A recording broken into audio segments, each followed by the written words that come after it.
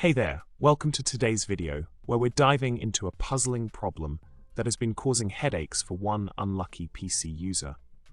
The problem revolves around a series of mysterious crashes that occur specifically in GPU-heavy applications, such as FilterForge 13, Unity during shader compilation, and Age of Wonders 4. To add to the frustration, these crashes consistently occur in under 2 minutes of running the software, making it a real head-scratcher. Throw in some sporadic bsod instances, and you've got yourself a full-blown tech mystery on your hands. Now, let's talk about the solution that finally cracked the case after 3 long months of investigation. It turns out that certain Intel CPUs, particularly the 3900K and 14900K, are prone to hardware instability that manifests in specific calculations, like shader compilation.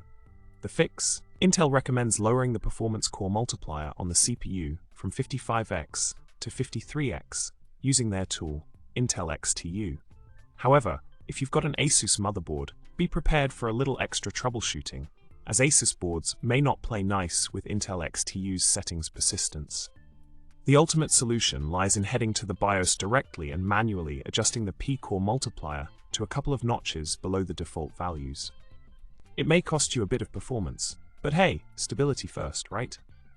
In summary, we've uncovered a sneaky hardware instability issue in certain Intel CPUs that can wreak havoc in GPU-heavy applications, leading to frustrating crashes and bsod episodes.